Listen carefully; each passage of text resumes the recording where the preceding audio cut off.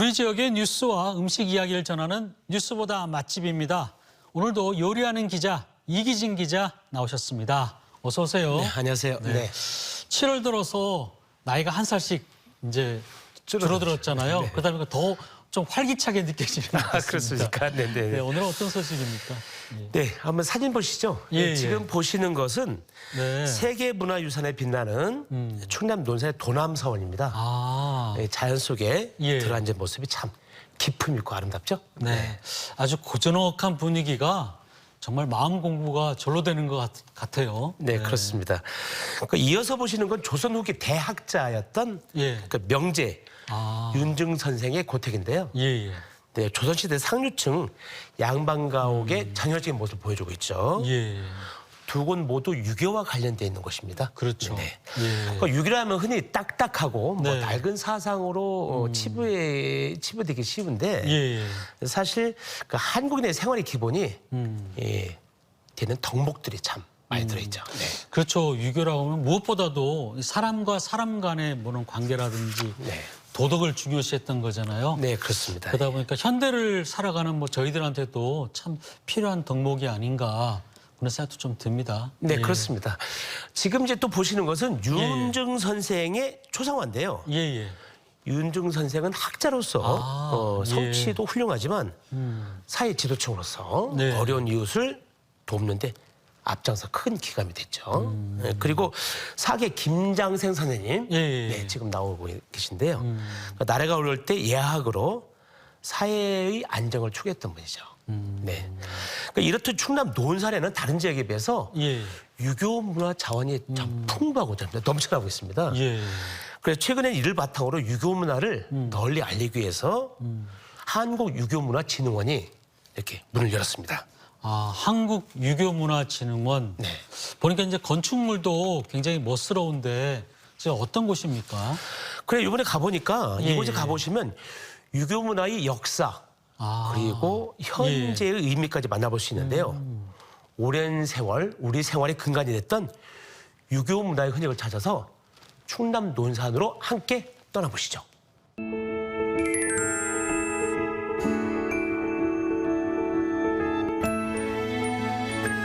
아우, 날씨가 덥네. 그래도 유교문화의 중심지 논산에 왔으니까 정자를 하고. 제가 와 있는 곳이 충남 논산에 있는 한국유교문화진흥원이에요. 근데 충청도를 양반의 고장이라고 하잖아요. 왜 그러냐면 그 율곡 이희 선생의 학풍을 이어받은 뭐 사계 김장생 선생님이라든가 명제 윤증 선생님 그분들이 서당 뭐 또 그다음에 서원 또 이런 곳이 상당히 많은데 최근에 한국유교문화진흥원이 생겼는데 어떤 내용들이 있는지 한번 들어가 보려고 합니다.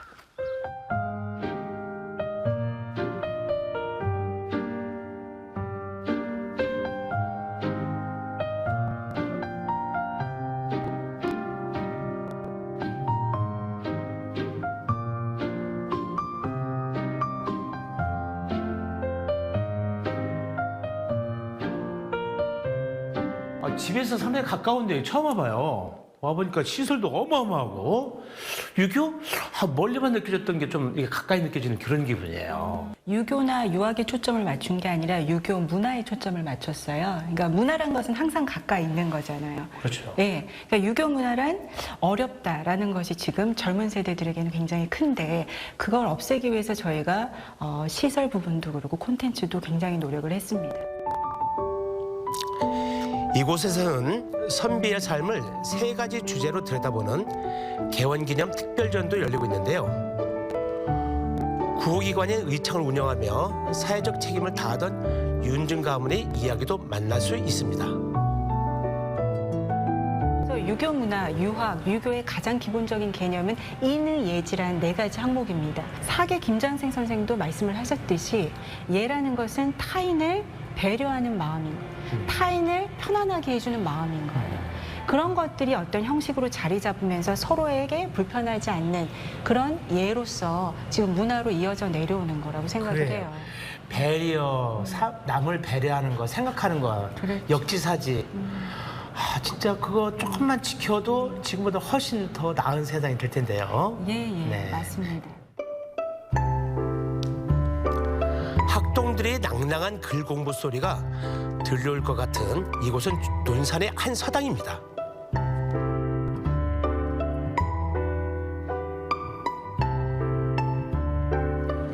우리나라의 좋은 문화와 교육에 이어진. 그러고 보니까 생각나는 한자 성어가 있는데 하기 시습지 불역열호. 때로 배우고 익히면 즐겁지 않냐가 제기하는 것 같은데.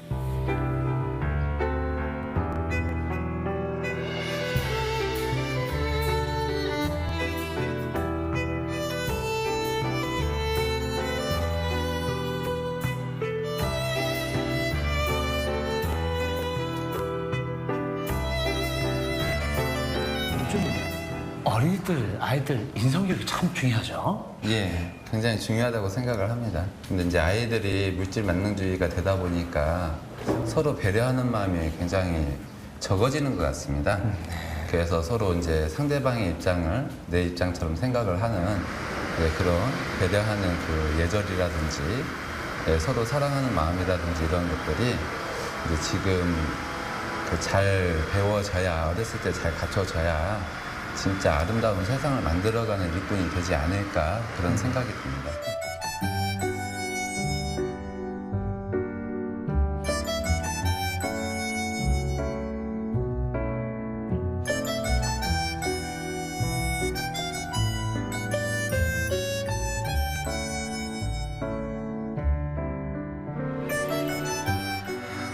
남에 대한 배려가 부족한 것 같은데 이 글자가 이게 나와야 되는데 이게 마음을 써야 되는데 이게 손으로 쓰는 것 같아가지고 이게 참.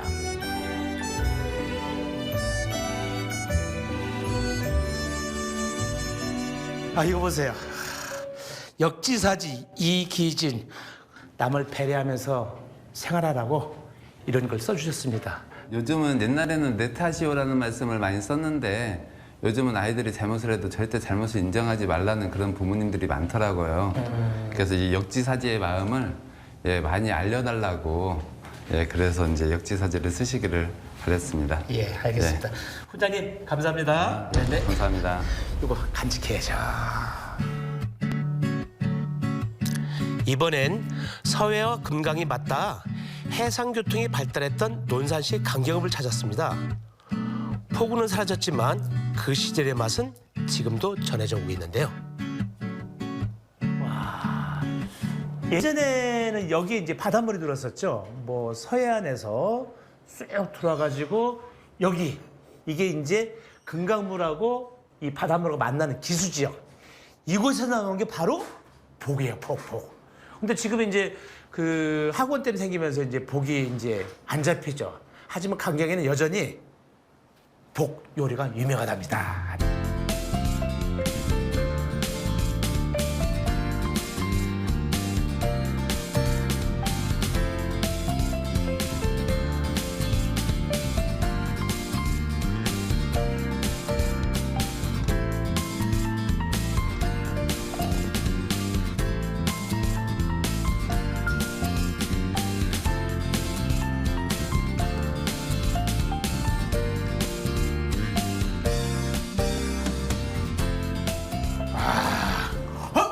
복 요리가 나왔네. 와, 이게 네, 찜이요. 북어찜. 야, 이거 참 비주얼이 장난이 아니네. 이것이 탕이죠? 맑은 탕, 네. 맑은 탕. 어머니 이쪽에서 얼마나 하셨어요? 복 요리는? 한 30년 됐어요. 30년요? 네, 네. 아유, 그럼 제 아기 때네. 아 그런데 지금 보면은 와 이것이 온전하게 그냥 아니 다른 집은 막 이렇게 딱딱 이 토막 쳐서 나오는데 이거는 막 보기 그냥 제대로네요. 콩나물 위에는 뭐 파 좀 들어갔고 별거 안 들어갔는데 뭐 어떻게 맛이 이렇게 깊어요? 네, 저희는 네. 양념을 많이 안 해요. 네, 그러게요? 네. 예, 저희 집 비법이에요. 양념을 별로 안 하는 게. 많이 안 넣는 게. 그럼 재료에 그만큼 네, 네. 자신 있으시다. 가끔 참복도 먹는데 여기 밀복만 쓴다고 그러던데 왜 밀복만 써요? 네, 밀복은 국내산만 쓸 수가 있어요. 저희가 주문진에서 들여오거든요. 아, 예. 예, 수입이 아니고 국내산을 100% 쓸 수 있는 게 예. 밀복이에요. 그래서 저희가 밀복을 선택해서 쓰고 있어요. 아 그러면은 국내산만을 사용하기 위해서 밀봉만 네, 쓰시고.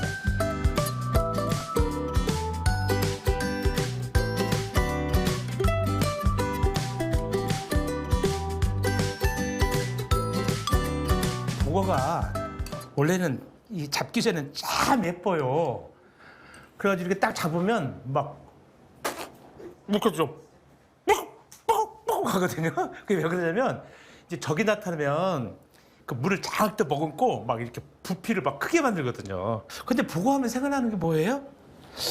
그 치명적인 독이죠. 저도 조련사 시험 볼 때 그 보고가 갖고 있는 치명적인 독, 테트라노톡신인가? 톡신 그건데 시험 때마다 나왔어요. 그게 사람 33명을 죽일 수 있는 치명적인 그런 독소를 갖고 있다고 그래요. 그래서 죽음을 부르는 맛이다 이렇게 하는데 여기는 요즘은 뭐 거의 다 손질을 완벽하게 해서 이렇게 손님상에 내놓죠. 자, 요거 제가 한 마리 뜯어봤습니다. 먼저 먹어봐야겠죠. 자.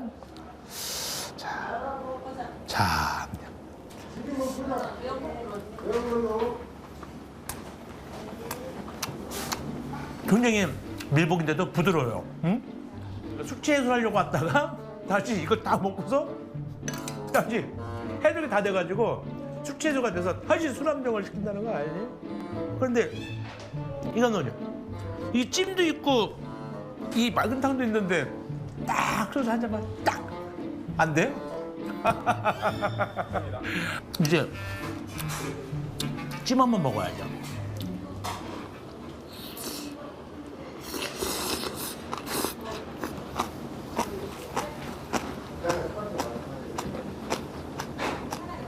먹으니까 입안에 그냥 다 매콤한 맛 퍼지는 게 밥을 부르는 맛. 그러니까 여기 와서는 이것부터 먹고 오늘 방송이니까 못하지만 소주 한잔 하고 요거를 마무리하면 진짜 좋겠네요.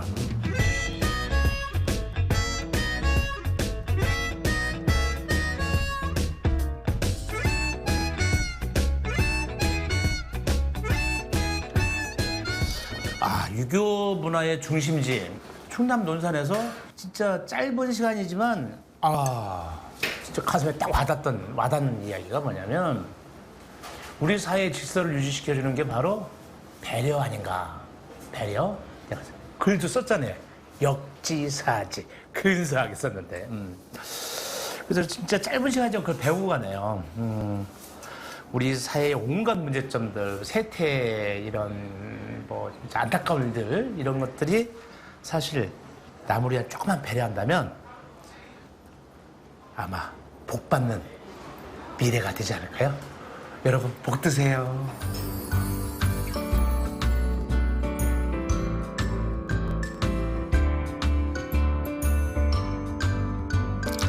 사람의 근본을 가르치는 유교 문화가 삶의 바탕을 이루고 더불어 살아가는 기쁨 속 넉넉한 인정의 고장 그곳은 논산입니다.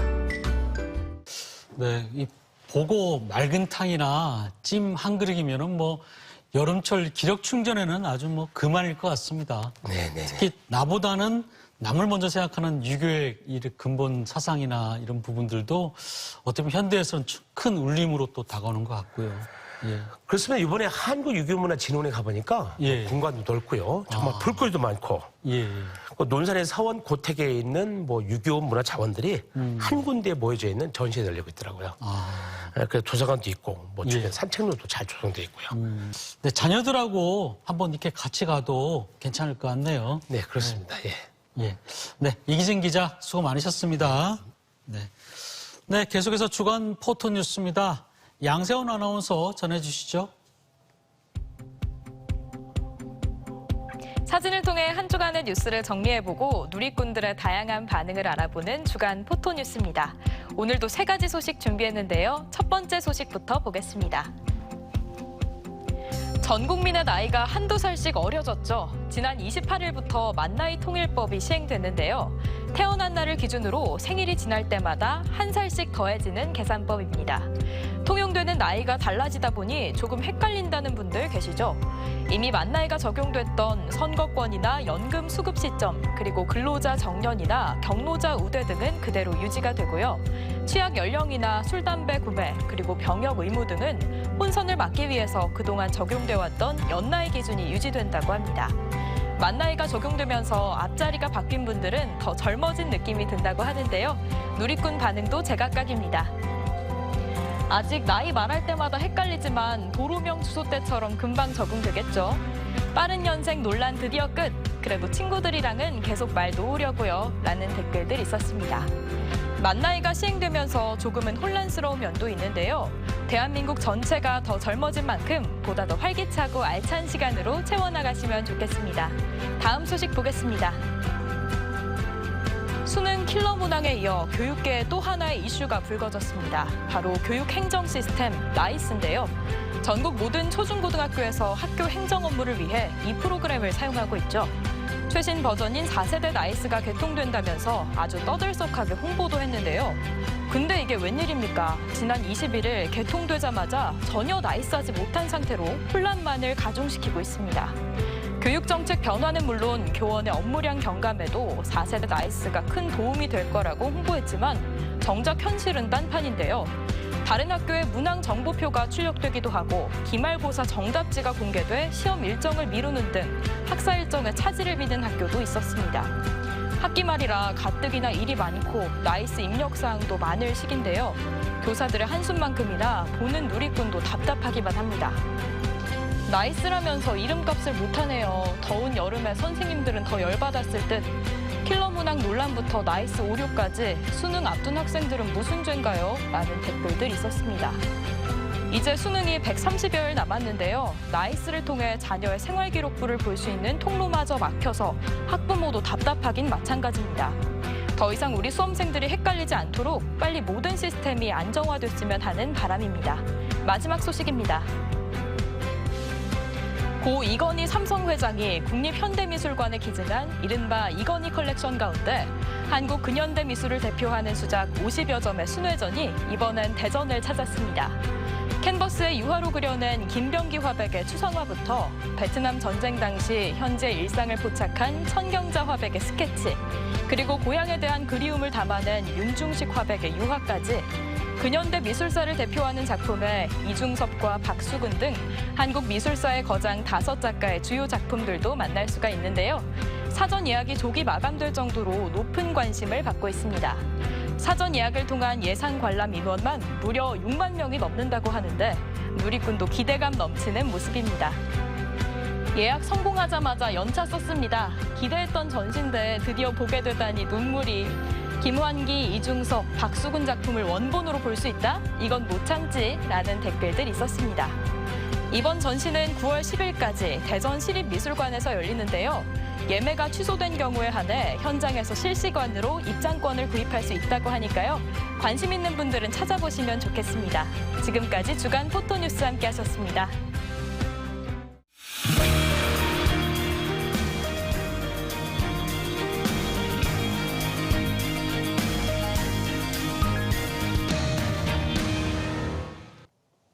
내년 총선을 앞두고 정치권이 지각 변동 조짐을 보이고 있습니다. 더불어민주당에선 이낙연 전 대표 귀국을 계기로 이재명 대표를 견제하는 세력이 뭉치는 모양새고, 또 윤석열 정부 역시 2기 내각을 출범하면서 긴장의 끈을 바짝 조이고 있는데요. 총선 민심을 겨냥한 세판짜기, 오늘은 이 부분과 함께 짚어보겠습니다. 먼저 함께 토론해 주실 분들 소개해 드립니다. 네, 최창렬 용인대학교 특임교수 나오셨습니다. 안녕하세요. 예. 네. 유용화 한국외국어대학교 초빙교수 자리해 주셨습니다. 어서 네, 오세요. 안녕하십니까. 네. 네. 자, 한 주 동안의 이슈 바로 이낙연 전 대표의 귀국이었습니다. 이낙연 전 민주당 대표가 귀국과 동시에 강력한 활동 의지를 보이고 있습니다. 먼저 이낙연 전 대표가 이 시점에서 왜 들어왔을까요? 또 책임을 다하겠다 이런 말의 의미는 어떤 의미가 있는 걸까요? 먼저 최 교수님께 좀 여쭤보겠습니다. 책임을 다하겠다라는 예. 말은 이제 애들로 표현한 게 아니거든요. 이제 정치에 본격적으로 뛰어들겠다. 그동안 작년 6월이죠. 지난해 6월에 미국에 갔었는데 딱 1년 만에 귀국을 하면서 정치에 이제 본격적으로 이제 재개를 선언한 거라고 봐야 되겠죠. 그리고 지금 다 아시겠습니다만 이 지금 민주당 내의 사정이 이재명 체제가 지금 이제 이른바 친명대 비명계로 나눠져 가지고 말이죠. 그리고 총선은 이제 앞으로 그렇게 많이 남지 않았거든요. 이런 상황 속에서 이낙연 전 대표와 이재명 대표가 워낙 뭐 지난 민주당 대선 경선 때 가장 치열하게 맞붙었던 후보들이었단 말이죠. 그런 상황 속에서 사실 대장동 의혹을 제기한 게 이낙연 캠프였거든요. 지난 대선 그렇죠. 경선 때. 그리고 이낙연 전 대표 측으로서는 대단히 경선이 불공정했다라고 지금 보고 있는 것이고 이러한 이제 전후 맥락 속에서 귀국을 한 거거든요. 다시 말하면 책임을 다하겠다, 이제 피하지 않겠다라는 얘기는 여러 가지 해석될 수 있겠습니다만 뭐 지난 문재인 정권 때 총리도 했었고 문재인 정부 때 또 당대표를 했기 때문에 본인도 책임이 없지 않죠. 민주화 이후에 처음으로 이제 수평적 정권 교체가 10년 주기로 됐었는데 5년 만에 정권을 이제 뺏긴 거니까 책임에도 자유롭지 않겠습니다만 그런 걸 떠나서 아무튼 민주당 내에서 역할을 다하겠다. 그렇게 들리는 것이고 이제 이 부분이 이제 앞으로 어떻게 전개될지 말씀을 나누겠습니다만 당권의 문제도 연결돼 있을 것이고 공천에 관련된 문제도 있을 거고 말이죠. 그리고 뭐 보다도 여러 가지 변수가 그건 뭐 개입이 돼야 되겠습니다만 친명과 비명 그리고 이제 이낙연 전 대표를 구심점으로 만약에 결집이 이루어진단 말이죠. 비명계 중심으로나 이른바 친낙계 중심으로 해서 그래서 분당도 이제 회자 수 없는 이런 여러 가지 상황이 맞물려 있거든요. 아마 그런 맥락에서 뭔가 이제 적극적인 역할을 하겠다 자신의. 그리고 나중에 몇 년 후 일입니다만 뭐 대선까지 염두에 두는 게 아니겠습니까? 아마 그런 전반적인 어떤 그 전략이 깔려 있는 발언이었다고 생각합니다. 유 교수님, 당을 접수하러 온 겁니까? 어떻게 글쎄요. 왜 이쯤에 들어왔을까요? 이낙연 전 대표는 항상 말을 좀 모호하게 하는 게 특색입니다. 이번에도 책임을 다하겠다는 것인지 그것이 문재인 정부 때 검찰총장을 지냈던 윤석열 전 총장에게 정권을 뺏긴 것에 대해서 반성하고 그래서 제가 1년 동안 사실상 미국에 가서 아무 일도 안 하고 있었기 때문에 들어와서 정치 투쟁을 하겠다라고 하는 것인지 아니면은 저희가 자신이 경선 후보에서 경선에 지지 않았습니까? 이재명 당대표에게. 그렇기 때문에 저희 신의 지지자들에게 내가 참 져서 죄송하다. 그러니까 내가 이제 당권도 장악하고 그렇게 해서 나름대로 민주당 내에서 입지를 확보하겠다는 것인지 좀 애매모호합니다. 저는 항상 그분이 그렇게 말씀하시기 때문에 그러나 하여튼 뭐 지금의 행보를 보면 뭐 DJ 묘소도 가고 뭐 광주도 내려가고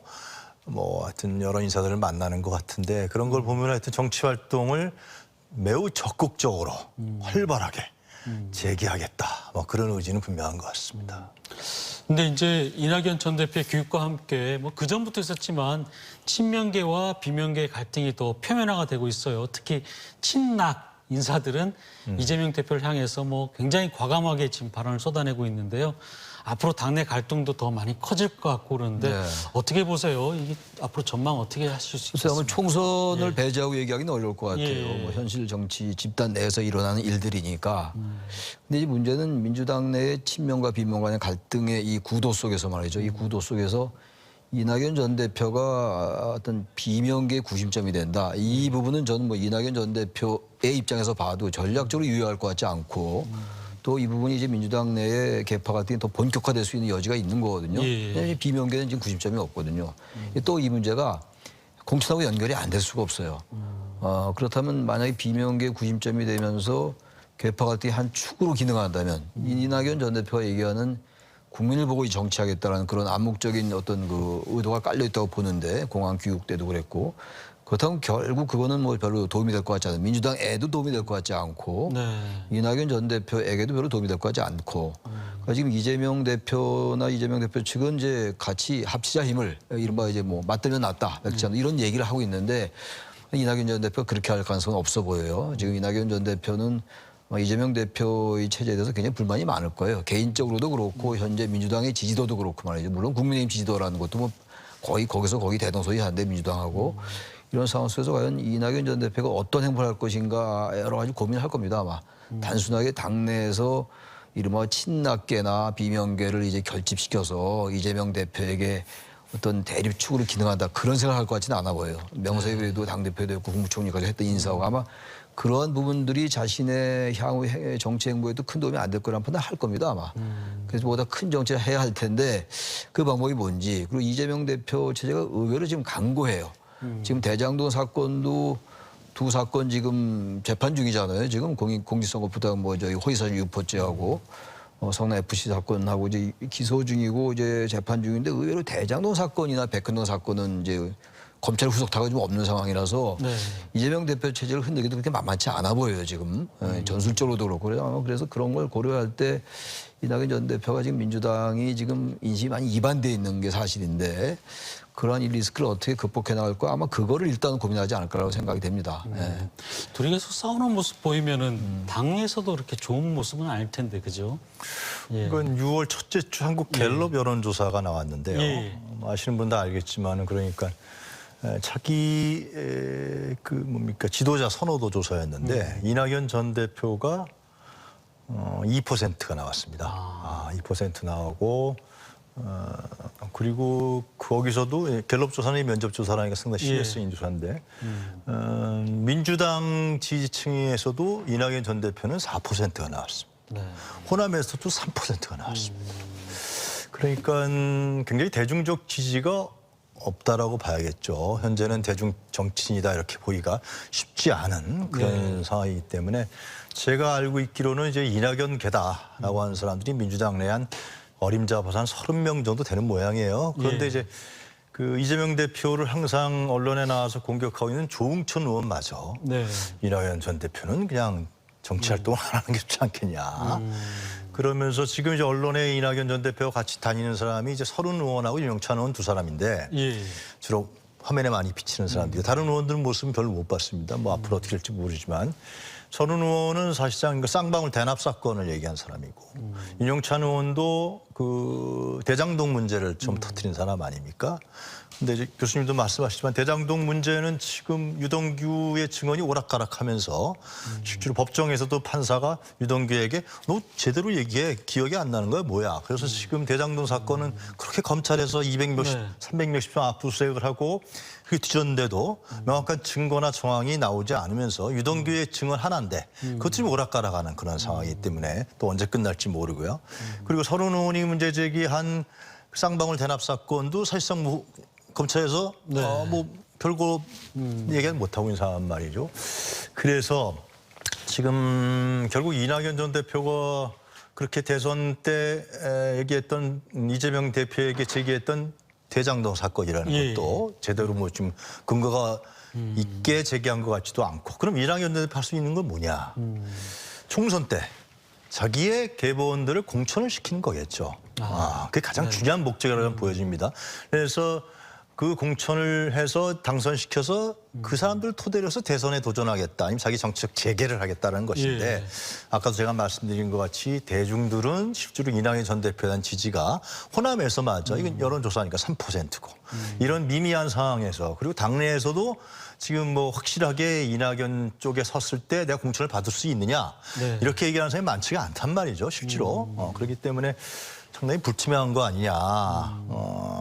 모르겠습니다. 어떤 행보를 가져갈지 그런 상황입니다. 예, 교수님 보기에는 이낙연 전 대표의 정치적 영향력이 이재명 현 대표의 대체제로서는 아직도 좀 부족한 부분이 있다.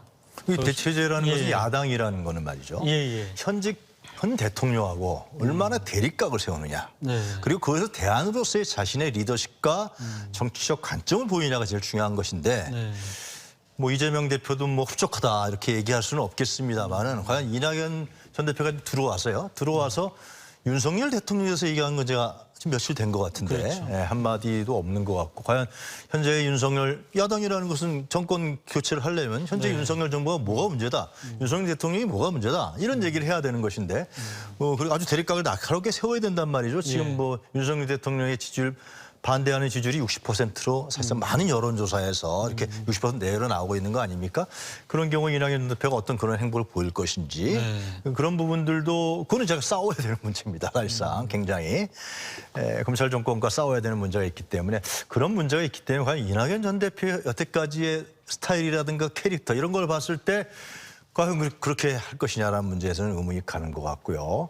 워낙 암중모색. 하여튼 뭐 신중하신 분이라 갖고 어떤 정치적 행보를 할지 지금으로 봤을 때는 이재명의 대타다, 대안이다 이렇게 보기는 상당히 어려운 부분이 있지 않나 그런 생각이 듭니다.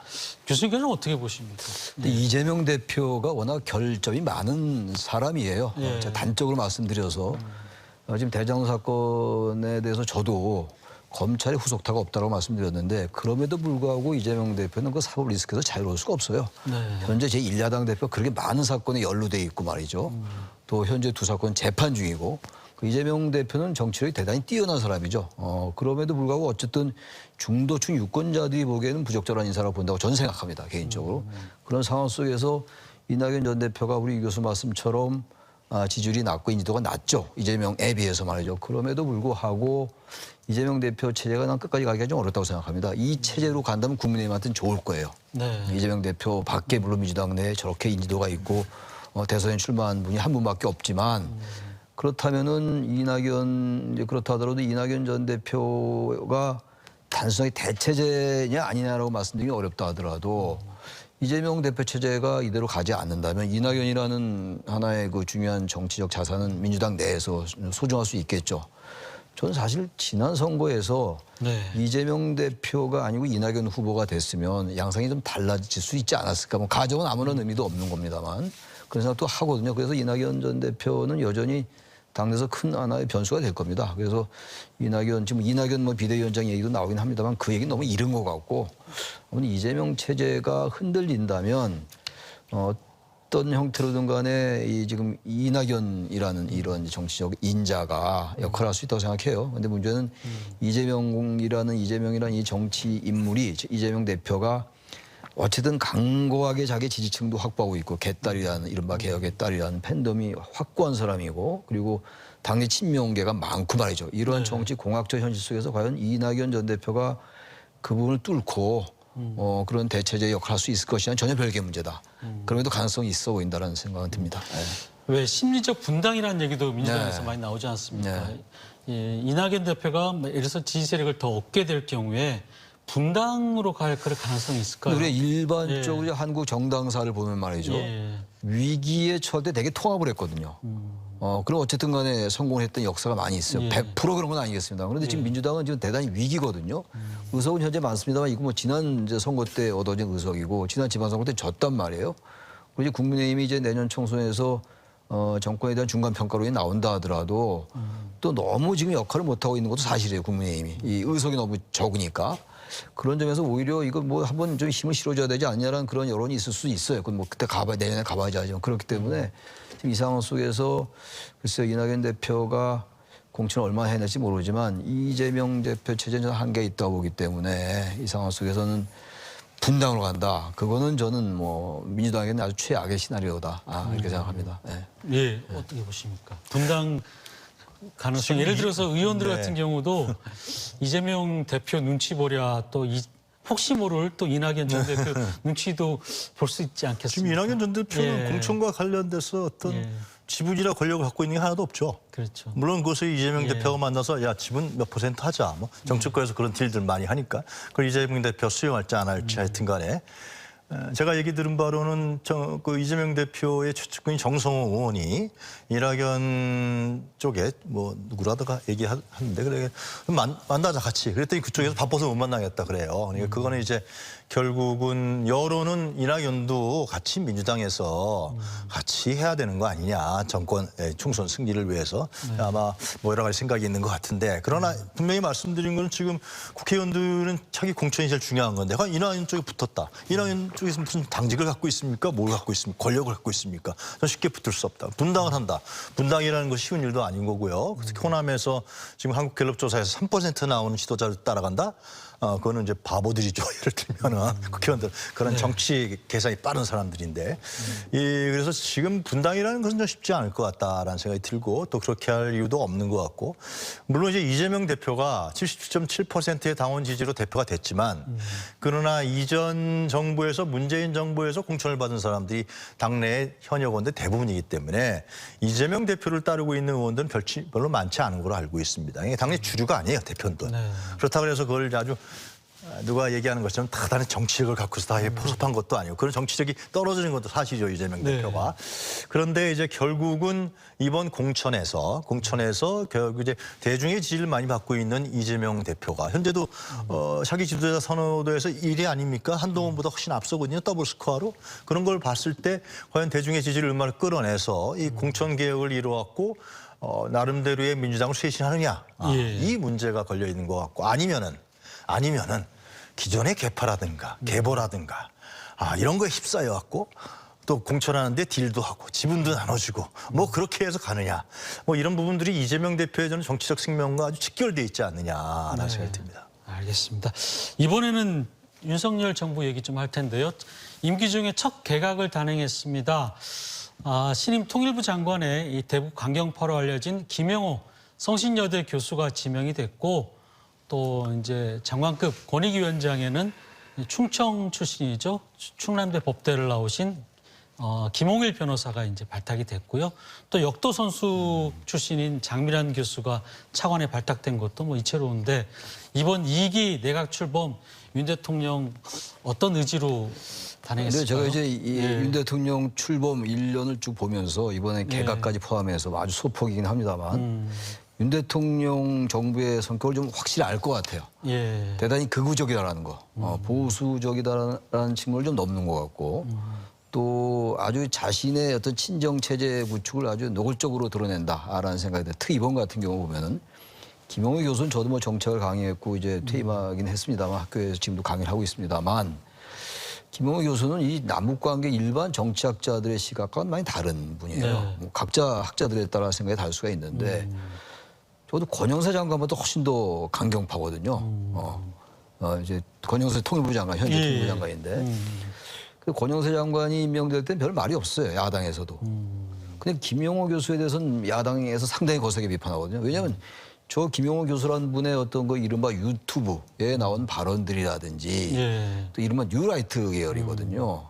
그래서 굉장히 제가 개인적으로 볼 때는 정치학자로서 어떻게 저런 생각할 수 있나라고 생각될 정도인데 이제 발탁됐단 말이에요. 바로 그런 점 때문에 발탁이 됐다고 저는 생각을 합니다.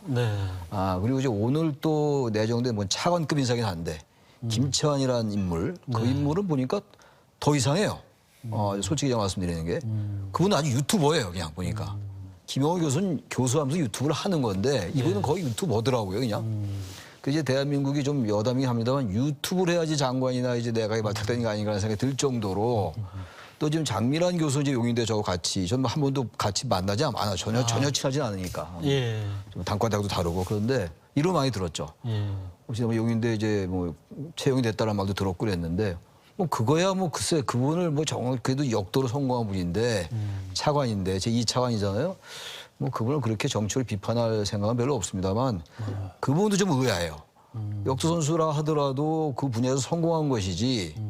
물론 장관이 박보균 장관이니까 뭐 언론 출신이니까 문학이라고 치고 이게 차관도 뭐 제 2차관이긴 하지만 뭔가 그래도 뭐 어느 정도의 좀 이 행정력이 좀 있어야 되는 거 아니겠어요? 그 부분도 좀. 근데 그 전에 왜 최윤희 그 수영선수 출신 아니, 그분은 그것도 마찬가지라고 생각해요. 같은 맥락으로 저는 생각합니다. 그때도 좀 뭐 그게 좋은 인사라고 생각하지 않았으니까. 뭐 그런 것도 그렇고.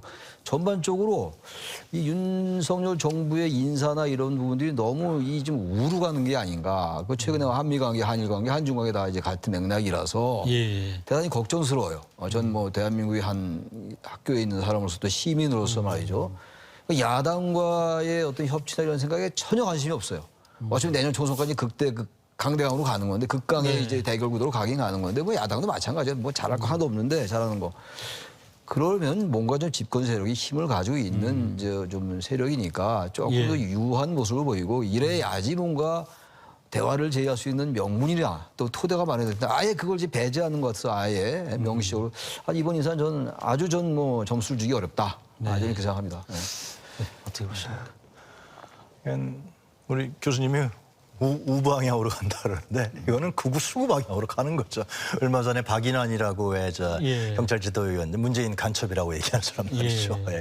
그것뿐이 아니라 지금 검찰 특수부 출신의 인사들이 곳곳 요징에 지금 가고 있고 또 김기현 대표는 부인하고 있지만 검사들 한 40여 명이 이번 공천 때 낙점 받을 것이다 이런 얘기도 나오고, 그리고 이번에 오늘 명된 누굽니까 김영호 네. 통일부 장관. 예. 그 김영호 통일부 장관은 이명박 때 통일비서관을 했더라고요.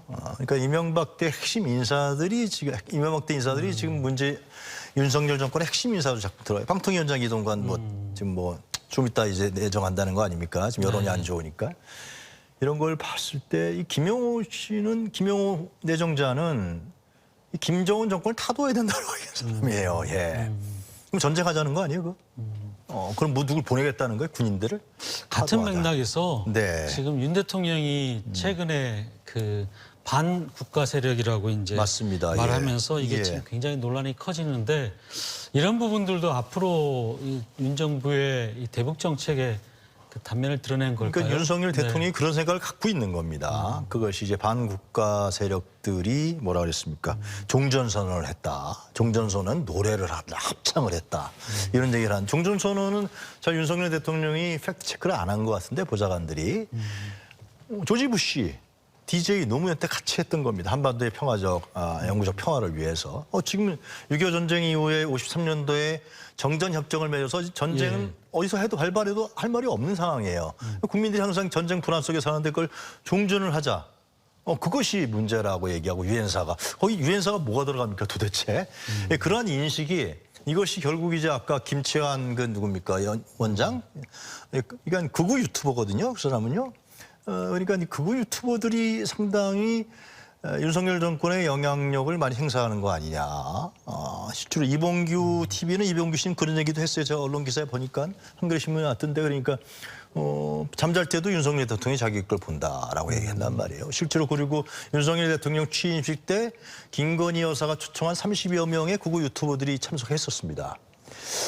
이거는 뭐냐. 김치환 같은 사람이 예를 들면 진짜 공무원 인재개발 원장 아닙니까? 굉장히 중요한 자리죠. 공무원들을 교육시키는 자리인데 거기에 원장을 앉혔다.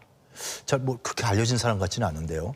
이런 흐름들 또 지금 앵커께서 지적하신 대로 자유총연맹 가서 윤석열 대통령의 상당히 팩트에 근거하지 않은 어떤 이런 발언 이런 것들을 굉장히 주변에 어떤 사람들이 핵심으로 가는지 윤석열 대통령의 행보가 굉장히 너무나 리스키하게 가는 거 아니냐라는 우려와 안타까움을 금할 수가 없습니다. 그래서 여야가 말이죠. 예. 정말 이건 걱정스러운 부분인데 윤 정부가 정말 잘해주길 바랬는데 지금 이제 말씀드린 또 우리 유 교수가 말씀하신 그런 맥락이고 뭐 생각이 다를 수 있어요. 야당의 이재명 대표도 물론 지금 사법 리스크에서 조금 비껴가는 것 같긴 한데 도대체가 그렇게 많은 사건이 연루된 사람이 제1야당 대표로 저렇게 강한 세력을 발휘하는 것도 도저히 이해가 안 가고 도대체 여나 야나 말이죠. 어떻게 이런 분들이 여야의 수장이 돼 있는지가 참 답답합니다. 내년 총선이라는 게 의미가 있는 건지. 지금 뭐 평론가들 뭐 저도 뭐 그중 하나일 수 있습니다만 뭐 분석하고 그러는데 중요한 건 우리 국민들의 삶이에요. 그들이 뭐 어느 지역에 공천을 받고 뺄지도 그건 그들만의 문제입니다 사실. 도대체 이렇게 해서 또 줄 서가지고 그러니까 보세요. 방송도 워낙 뭐 뻔한 얘기가 나올 사람들 얘기만 듣고 양극한 증폭되고 뭐 그러니까 그렇게 증폭되니까 급기야는 드디어 마침내 유튜버들이 얘기한 막 내각에 포진하는 이런 상황까지 오고 말았다 이런 얘기. 이거 양극화가 이렇게 점점 피해가 심해져요. 이거 정말 우리나라 정치에 임계점이 왔습니다. 정말로. 이거는 이런 게 중요한 것이지 도대체 그런 분들하고 대통령이 무슨 반국가단체나 반국가주의 얘기까지 하고 물론 이제 뭐 대통령실에서는 뭐 야당 지시한 게 아니라고 얘기하는데 그 야당 지시한 게 아니면 누구 지시한 겁니까? 종전선언 야당이 했지 뭐 일본이 했습니까? 근데 얘기한 게. 이렇게 잠깐만 가니까 야당이 정말로 지금 존재 가치가 없는 제1야당이 힘을 발휘하고 지금 이렇게 되고 있는 게 양쪽이 똑같다 이런 얘기예요. 누구를 더 비판한다는 게 의미가 없을 정도가 되고 마는 게 아니냐. 그게 점점 가속화되는 것 같아요. 활용점정. 이제 그 말씀하게 드릴 게 없습니다. 네. 네, 알겠습니다. 두 분 말씀 오늘 여기까지 듣도록 하겠습니다. 오늘 나와주셔서 고맙습니다. 네, 고맙습니다. 예. 대한민국은 하나인데 정부 여당과 야당이 바라보는 국민은 서로 다른 것 같습니다. 옳고 그름의 문제라기보다는 서로 생각의 다름이 아닌가 이런 생각이 들어서 뭐 정답도 없는 것 같습니다. 네. 자, 뉴스크리에이트 시선 오늘 순서는 여기까지입니다. 편안한 휴일 보내시고 저희는 다음 이 시간에 다시 찾아뵙겠습니다. 함께해 주신 여러분 고맙습니다.